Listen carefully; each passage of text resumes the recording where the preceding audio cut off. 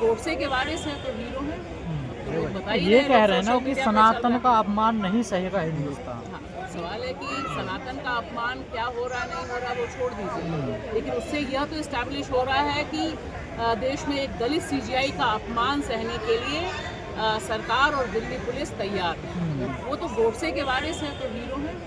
तो बताइए ये कह रहे हैं ना कि सनातन का अपमान नहीं सहेगा हिंदुस्तान। हाँ, सवाल है कि सनातन का अपमान क्या हो रहा है नहीं हो रहा वो छोड़ दीजिए, लेकिन उससे यह तो इस्टेब्लिश हो रहा है कि देश में एक दलित सीजीआई का अपमान सहने के लिए सरकार और दिल्ली पुलिस तैयार है। तो उनको बताना चाहती है कि हम मनुस्मृति का जो राज लाना चाहते हैं 2025 है, 100 साल हो गया है आरएसएस को। तो मनुस्मृति में क्या होगा दलितों का, क्या होगा जजों का, क्या होगा न्यायपालिका का, क्या होगा पढ़ने लिखने वाले नौजवानों का जो पेपर लीक के लिए सड़क पर उतरते हैं और उनको पीठ के अंदर कर दिया जाता है, जो अपनी मांग को लेके उतरते हैं, लेकिन एक आदमी जो जूता फेंकता है सीजीआई पर उसको हीरो बनाया जाता है। तो ये बहुत क्लियर है कि मनुस्मृति का राज मतलब क्या है। बात आप किसी चीज़ से भी हो सकते हैं, मैं उस शख्स को डिबेट के लिए लाना भी नहीं चाहती।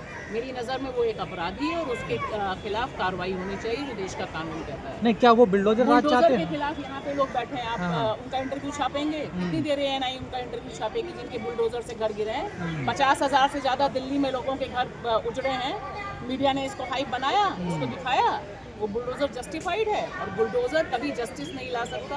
वो नाजियों का साइन है और वो इनजस्टिस का ही साइन है। बुलडोज़र की ज़रूरत है तो कोर्ट कचहरी बंद कर दी जाए। वो आदमी क्या कर रहा था सुप्रीम कोर्ट के अंदर? बाहर कच्चा पहन के लेफ्ट राइट करता, वो क्यों गया था कोर्ट में? अगर कोर्ट की कोई वैलिडिटी नहीं है, बुलडोज़र मतलब क्या है कि आप कोर्ट को नहीं मानते हैं, आप इंस्टेंट जस्टिस मानते हैं और आप कहते हैं मुसलमानों, दलितों और गरीबों को अधिकार नहीं। बुलडोज़र मतलब यही है, कुछ और नहीं है बुलडोज़र का मतलब।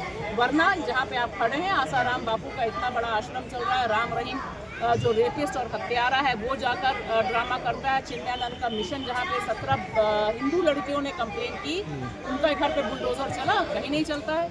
तो ये सब बकवास है। बुलडोज़र मतलब इनजस्टिस है और मैं सुप्रीम कोर्ट ने तो कुछ किया नहीं, कायदे से तो उसको करना चाहिए था, बुलडोज़र रोकना चाहिए था। वो तो सो मोटो एक्शन अपने जजमेंट के खिलाफ पक्ष में नहीं ले पाए। आराम से उसका सर फोड़ देना चाहिए, उसका सीना फाड़ देना चाहिए, ये हो जाना चाहिए। वो वीडियो चल रहा है एआई वीडियो जिसमें गले में उनके जातिगत मटका लटकाया हुआ है। किसी पे कोई कार्रवाई नहीं है। आप मैं चैलेंज करती हूँ, आप कोई वीडियो एक दिखा दें जो आपत्तिजनक आप डालें और आपको यूट्यूब नोटिस ना दे और आपको हटाना दे। सवाल है कैसे दिल्ली पुलिस ने उसको रिटर्न में अपना जूता भी दे दिया कि ले जाओ भैया ऐश करो, दूसरी बार जूता मारना। और वो तो सीजीआई साहब ने माफ कर दिया ना उनको, देखिए उन्होंने अगर आपके देखिए देश में कानून है, कोई किसी को माफ़ करने लायक की बात नहीं है। सवाल एक प्रोसेस का है।